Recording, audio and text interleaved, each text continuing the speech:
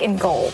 The Steelers have signed Vic to a one-year contract to make room for him on the roster. Pittsburgh placed quarterback Bruce Gradkowski on IR. Vic, a four-time Pro Bowler, last played for the Jets in 2014. Here's his new head coach, Mike Tomlin, and Big Ben Roethlisberger.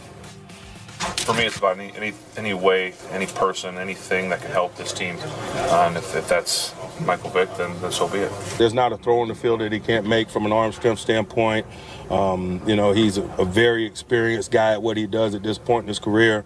And obviously the mobility is still unique even at 35. It's undeniable the freakish athlete he is and quarterback, especially in Atlanta, and the things that he did. So, you know, I know a lot of these guys probably growing up wanted to be Michael Vick, you know, because he was a splash, exciting football player. And other than that, that's all I really, you know, the last couple of years have been so focused on us. Michael Vick's a Steeler. It's official. Skip, what do you make of this? Stephen A. Smith, after I had a night to digest this, it occurred to me that there is no way that Mike Tomlin would bring in Michael Vick as a one-month fill-in, a clipboard carrier for Bruce Gradkowski while he heals his surgically repaired finger. I'm sorry. The Steelers now have a new backup quarterback, a new number 2 quarterback, and his name is Michael Vick. Again, I've watched Landry Jones because I support the University of Oklahoma, grew up loving the Sooners, following them. I watched every snap Landry Jones took in college. I've told you before, never sold, not the biggest fan. The only thing Landry Jones, former 4th-round pick by the Pittsburgh Steelers, now there for 2 years, going into his 3rd. The only thing he has in common with Big Ben is just being big. He's a big, strapping kid who resembles Big Ben in stature, but not in talent. So I'm to the point where I'm guessing, just maybe educated guessing here, that the Steelers have basically given up on Landry Jones. He was hit and miss the other night. I did not watch it in his second preseason stint. He went 10 out of 19 for 172 yards, which is pretty good. A couple of touchdown passes, 1 big interception. I just think that Mike Tomlin, who, by the way, went to the same high school that Michael Vick then went to in Newport News, Virginia, where obviously Michael Vick is an all-time legendary figure and remains to this day and will always be at that high school especially, that Mike Tomlin said, hey, I've got to bring him in. He's 35 years of age, and Mike Vick had one big game last year against Mike Tomlin, Pittsburgh Steelers. Helped the Jets win that game. Shocking. Jets defense helped win that game by creating 4 turnovers. But Mike Vick was okay in that game, threw for 132 yards, 10 out of 18. He did run 8 times for 39 more yards. And I think that night Mike Tomlin said, hey, he can still play. So I think there's been a changing of the guard in Pittsburgh. I think that Mike Vick is now 1 play away, 1 injury to a guy who's incredibly durable in Big Ben, but 1 play away from being the Pittsburgh Steelers quarterback is Mike Vick. Skip Bayless, I applaud the signing. Obviously, Mike Tomlin is incredibly fond of Michael Vick. They come from similar backgrounds, same area, and I know Mike Tomlin well enough to know that if you are worthy, he's going to try to look out for you in every way imaginable. And I definitely don't believe that Michael Vick is somebody that doesn't belong in the NFL. My concern with Michael Vick is that he's punch drunk. What I mean by that is that he's taken so many hits, particularly over the course of a couple of years with the Philadelphia Eagles, that I'm incredibly alarmed at the impact that it had on him. I saw him take a rib shot and grab his head. I saw him drop like a corpse when he got hit by Kerry Rhodes years ago in Arizona. Those kind of things concern me. So as far as I'm concerned, Michael Vick is a proverbial backup. I mean, literal, actually, a literal backup, and that's where he belongs. But that doesn't mean he doesn't belong in the NFL. It means he belongs to be a backup, which means that week to week he shouldn't have to look forward to enduring punishment, physical punishment, because I don't think that he has the durability to take that.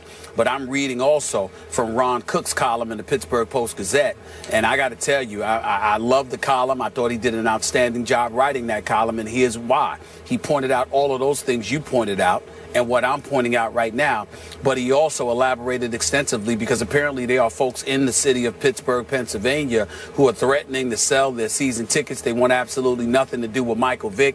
They consider him a reprehensible individual, and I agree with Ron Cook. You know, stop it. It's ridiculous. Grow up. Michael Vick obviously served time in a federal penitentiary due to the dogfighting scandal.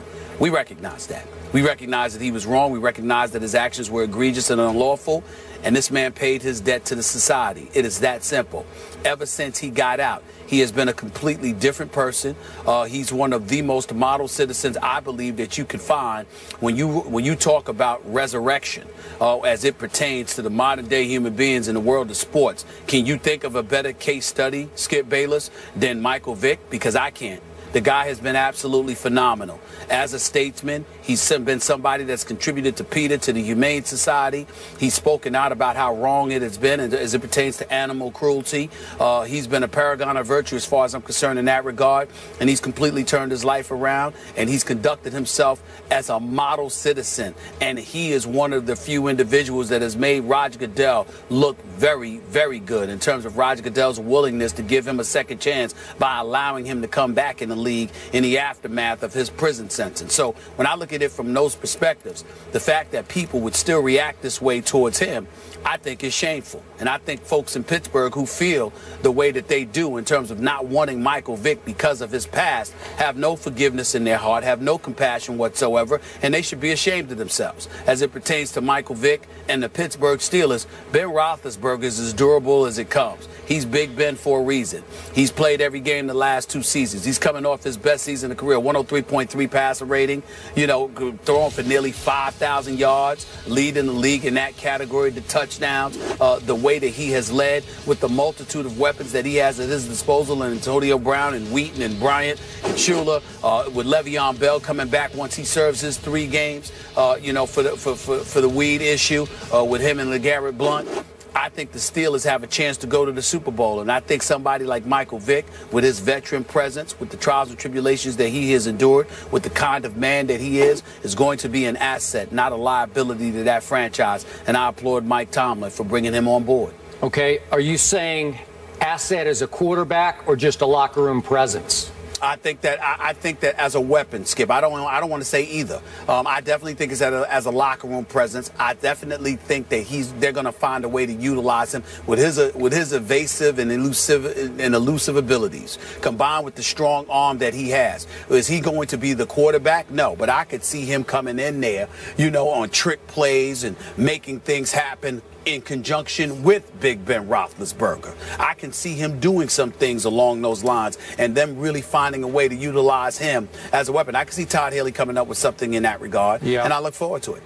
I'm not so sure about that. My experience with star quarterbacks, top 5 quarterbacks, they don't want a gadget quarterback to come in and sub for them or have to do something else in the offense that wasn't in the offense to start with. Like Ben would tell you, I don't need a trick play. I can pull that play off better than any trick play can. Yeah, but I've seen plays, Skip, when Antonio Brown has thrown a pass or two.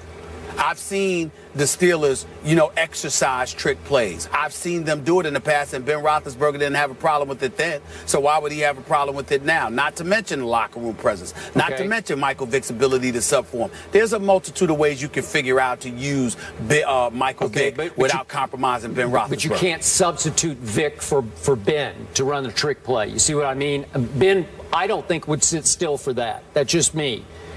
Well, I don't think that I disagree with you. I don't think that he'll have a problem with it. Let's say, for example, if you used it 1 or 2 times a game, I don't think he'd have a problem with that. I truly don't. Yeah, I don't know. Well, let me say to your earlier point, in all my years of covering sports, commenting on sports, I've never witnessed a more impressive turnaround than what we have seen from Michael Vick. I buy it. I believe it. I'm a dog lover. I certainly have forgiven him. I'm fine with him playing, and I hope people in Pittsburgh could do the same. And by the way, the opposite side of this, it's almost ironic. Roethlisberger has been a big dog advocate, big supporter of the Canine Corps who helped the police. So I don't know. I think Pittsburgh will end up being just fine with Michael Vick being there. Yeah, and the last statement about that, Skip Bayless, is just as human beings, man, especially when somebody pays their debt to society. Yeah. Folks in America got to ask themselves a question. Would you like to be forgiven? Is everything you've done in life perfect? When somebody, lament when somebody doesn't pay a price. Lament when they've gotten away scot-free. Then come talk to me. But when somebody clearly has paid their debt to society, and then after that you have years and years of evidence to witness their turnaround and how they've changed their ways. I mean, come on now. Yeah. At some point in time, it's about compassion and it's about decency. It really is. Yep, we all make mistakes, and he certainly has been a great example of overcoming adversity and resiliency. And you guys brought up forgiveness. Someone else is asking for forgiveness in the sports world. So now that we've heard from Coach Sarkisian in a public apology, how should USC handle this situation moving forward? The guys will give their reactions next. And if you want to check out all of our topics on this Wednesday, head over to Instagram. And while you're at it, leave us your hot takes as well. This is First Take.